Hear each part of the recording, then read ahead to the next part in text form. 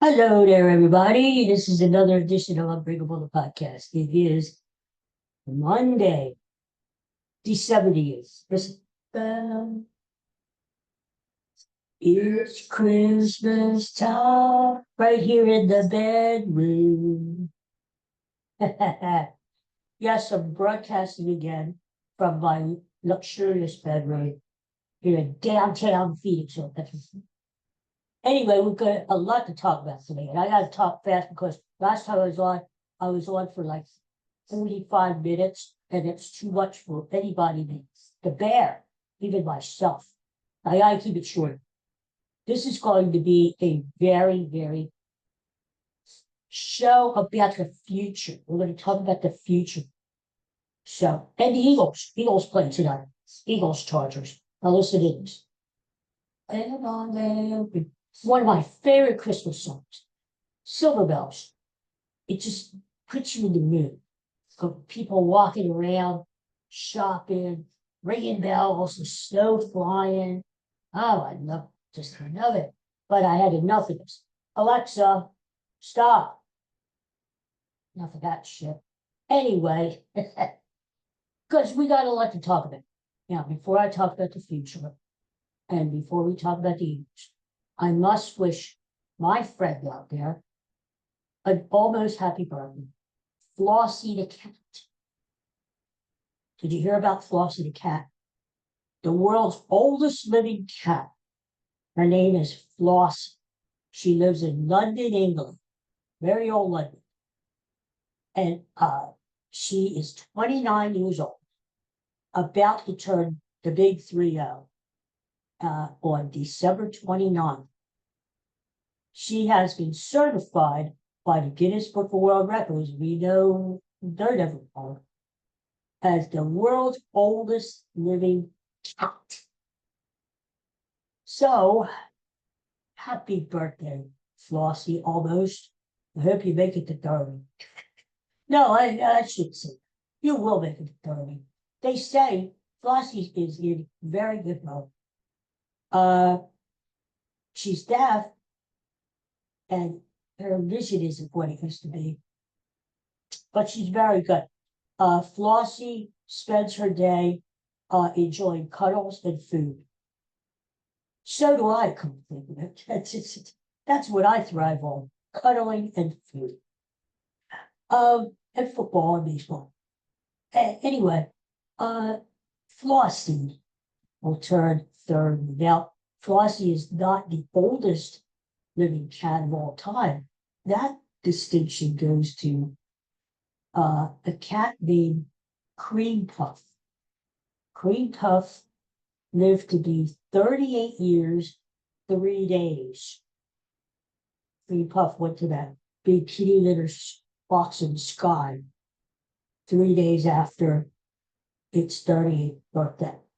But that is the longest living cat that they know of now. I mean, there may have been a cat back in the Cleopatra days or something that lived longer, but who knows? So anyway, happy birthday, Flossie. I know you're watching over there enjoying all of the hip hip cheerio. All right, what else is going on? Did you see? Oh, we're talking about the future. Did you see the latest fad? I don't know if I call it fad. What's going on? Oh my God. Bryce Harper, Bryce Harper. The Phillies baseball player, in case you live under a rock. Bryce Harper and Simon Cowell. What do they have in common? Simon Cowell used to be the judge for now he's on, what is it? America's Got Talent. I don't know. It's but anyway, Simon Cowell. Recently, both went under the new procedure where you lay down. I guess it's sort of like dialysis, but it's not. They take your about a quarter of your blood out. I'm not kidding. This sounds like science fiction, but it's true. They take a quarter of your blood in. They mix it up. They get rid of all the bad stuff in your blood. They recirculate it into your body again. And then it goes all through your body and it rejuvenates. That's Simon Cowell is quoted as saying, he hasn't felt young and as vibrant as ever before. They're hoping this will start to reverse aging. Maybe this new blood gets in there and revitalizes all the organs or something. I don't know the incidents. But Sonny Cal had done recently, feels good. Bryce Harper had done recently. And I don't know, we'll have to find out next year if Bryce Harper wins the MVP of the National League. We're going to know it's because of this blood thing that happened. You heard it from me first. But wouldn't that be something? If you could go in, like make an appointment, just like you're getting your hair done, you're going to the dentist, and you go in and you lay back on the dentist chair, and they recycle your blood and put it back in, and you're good to go for the whole year. Oh my God. Wouldn't that be something though? Oh my God. So I think we're on the precipice. What a wrong word, the precipice of a major breakthrough there. But thanks to Bryce Harper. Speaking of which, today is the first day of the winter meetings in Orlando, Florida baseball, and there should be some trades and some free agent action going on.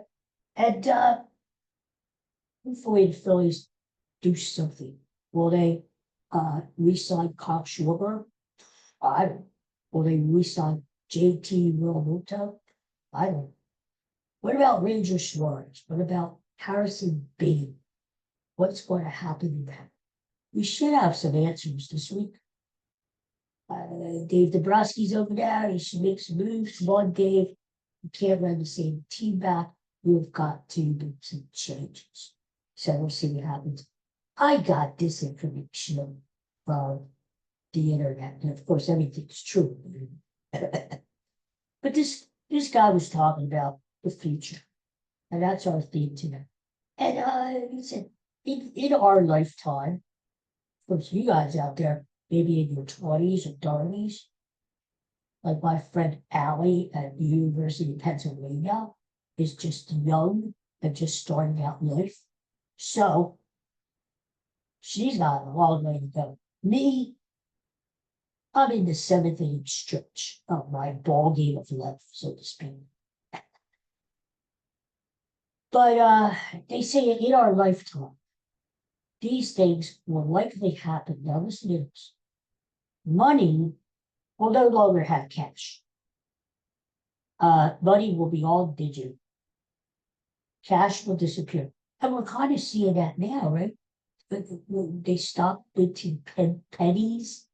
Pennies are gone. Nickels are next on the list.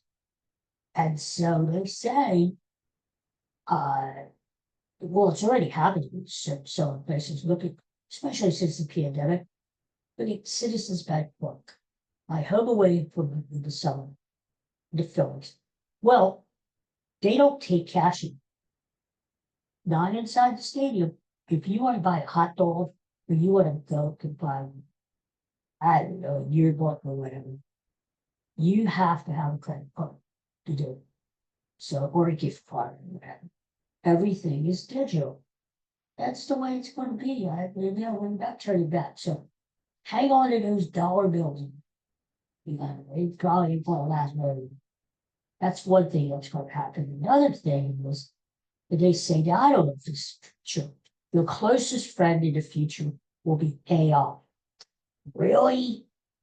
So, in other words, if you have probably, I don't know, let's just see you're having a girlfriend or a boyfriend problem, something, you need to talk to somebody, get some good advice. Well, you're going to sit down with AI and say, AI, but these are cat names. And Stanley, can you give me some advice about my girlfriend? Or are you should know her. I don't know if AI is going to be a closest friend.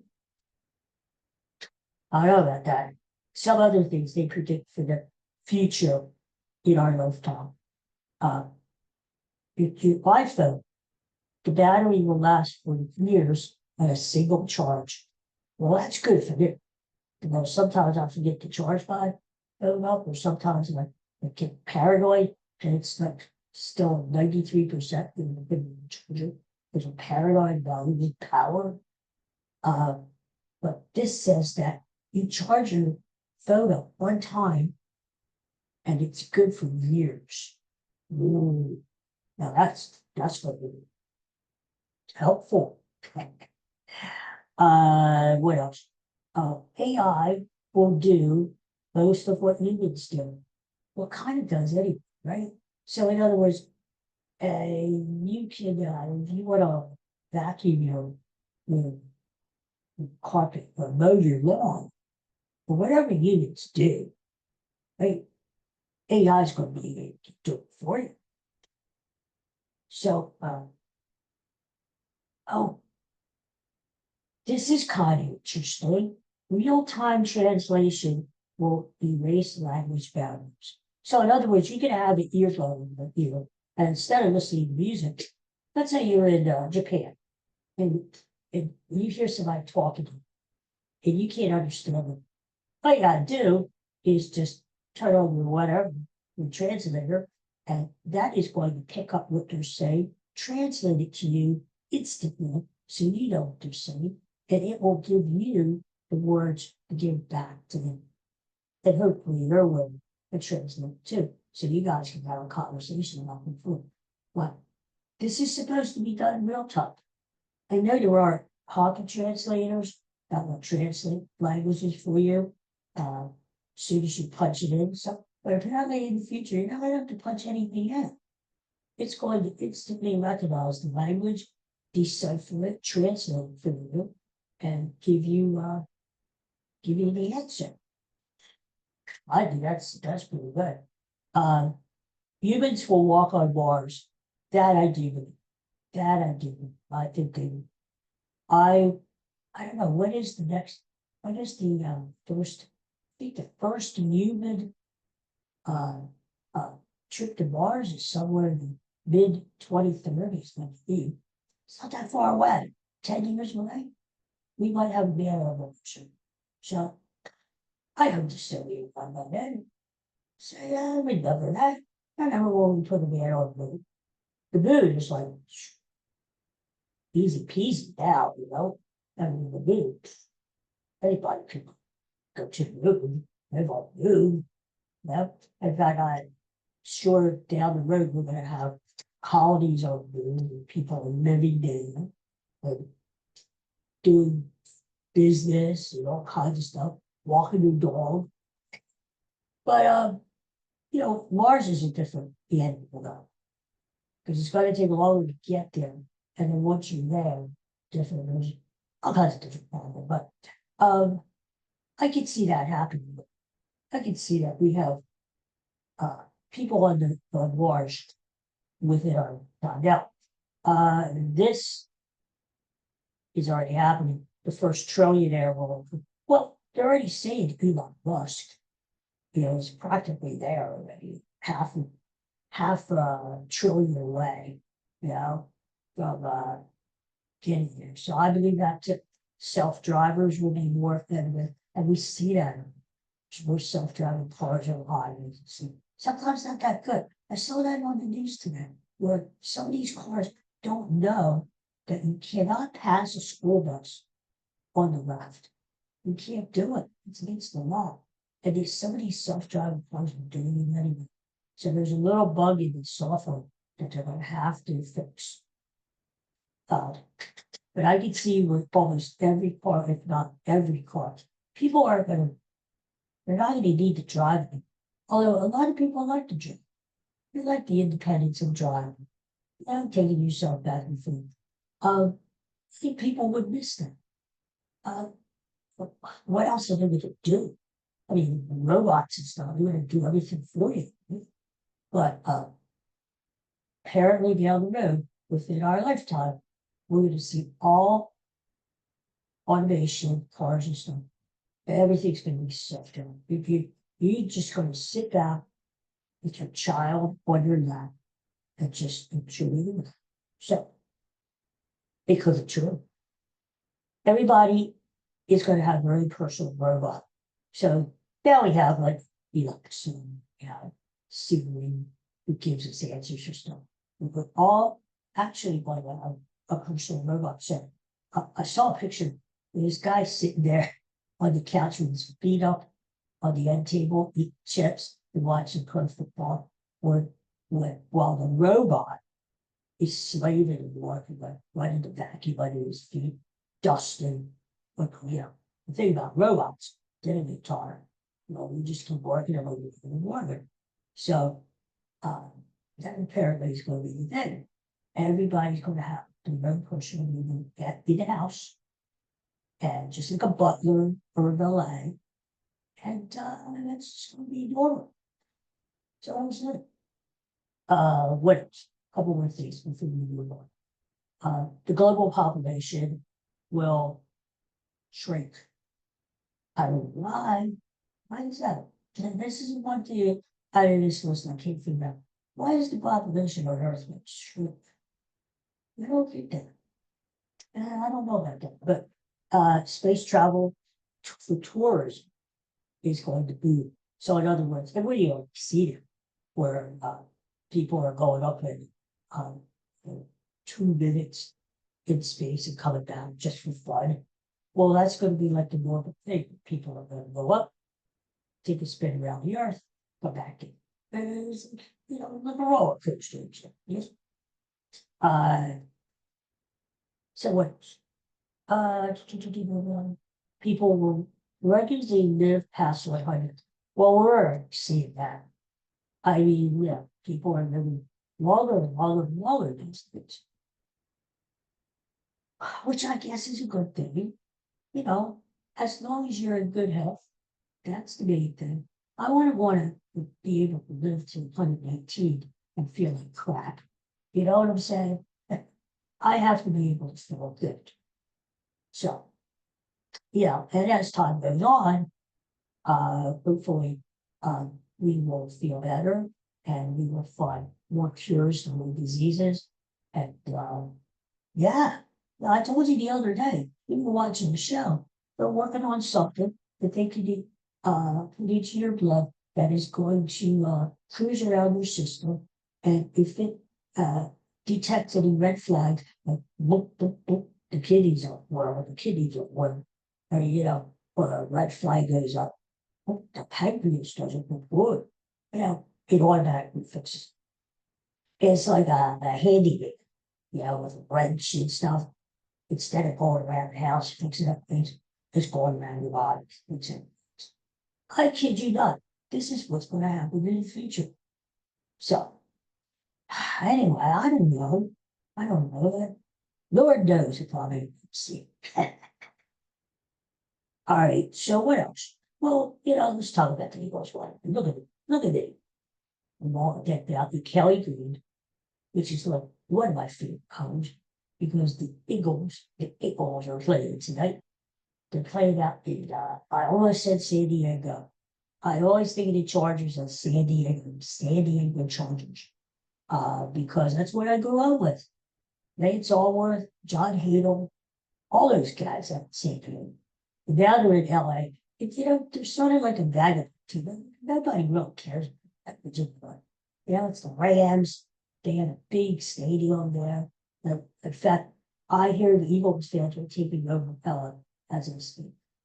So they're probably, honestly, going to be more Eagles fans at that game tonight in Los Angeles than there will be Charger fans. Because number one, Eagles fans travel, and number two, nobody really gives a damn about the Chargers.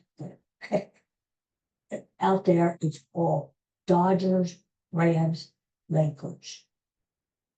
Dodgers, Rams. So, or Chargers.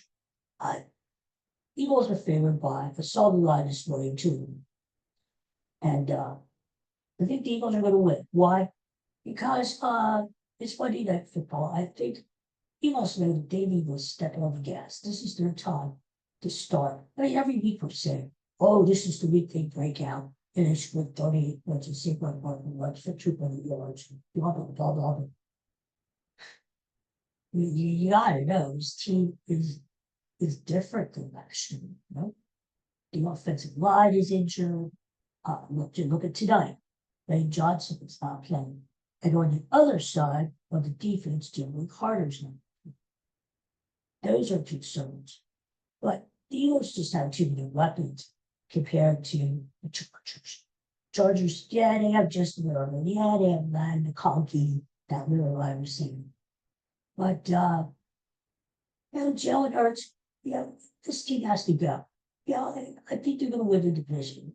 Thank God Dallas lost last Thursday.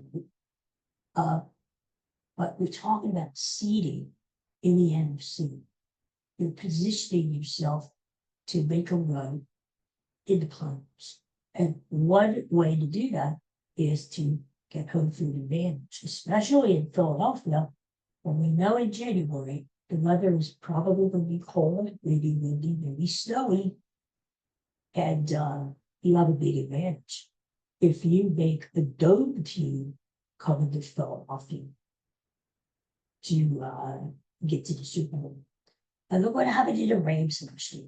The Rams are a great team this year. And they lost last week, but they came out past the way they demolished Arizona. Demolished. But if you make the Rams come to Philadelphia, like last year with the snow and in cold, which they're not used to, it totally changes things. Right now, the Eagles are the number 3 seed. If the playoffs started to, they would be the number 3 seed. But there is room to grow. There's 5 games left. Packers are in first place again in NFC North. We know the Rams and the Seahawks at each other's throats in NFC West. And in NFC South, nobody cares because the Bucs lost yesterday, the Falcons keep losing, the Panthers, they got a stake. Anyway, so Eagles, the NFC is really convenient. And then you talk about the 49ers, it's flipped.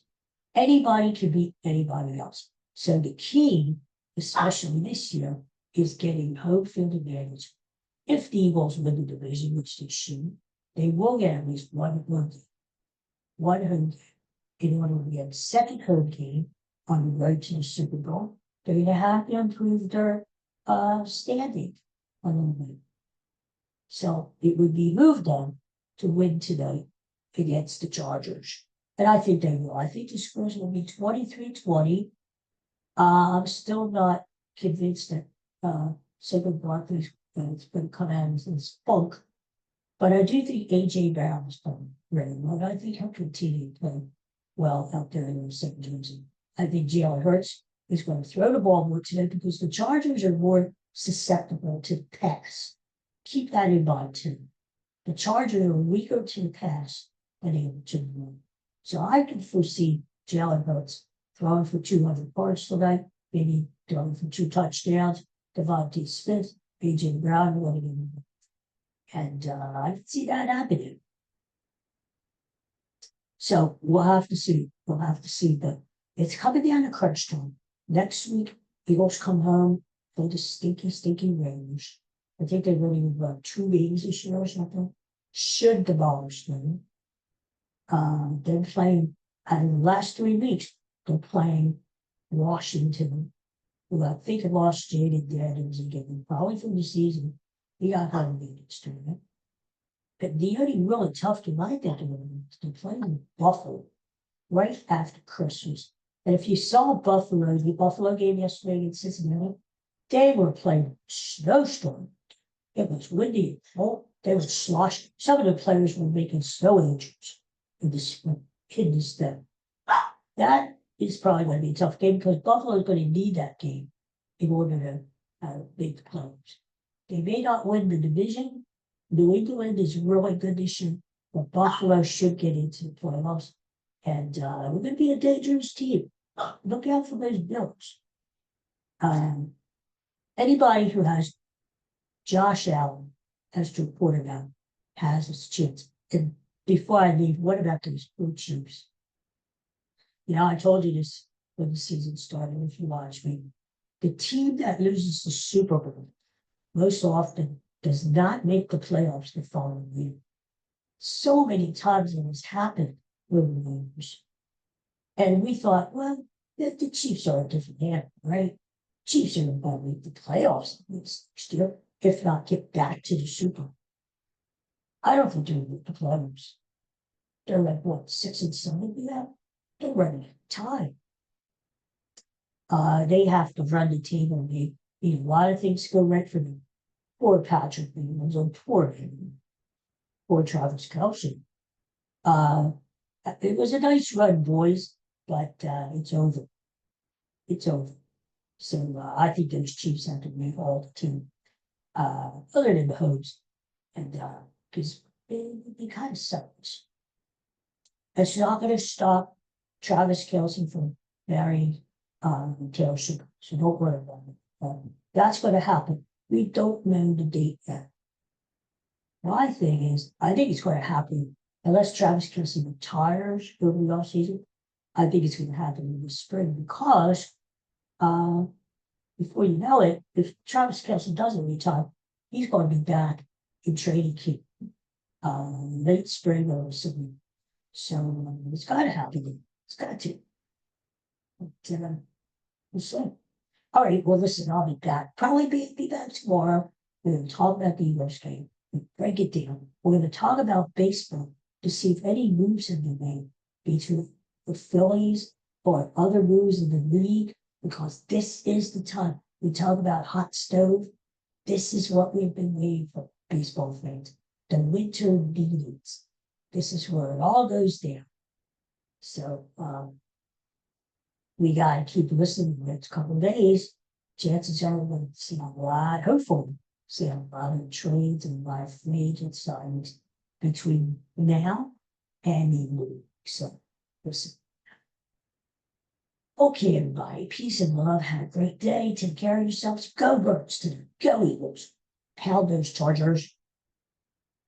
And 23-20, Eagles. We were here.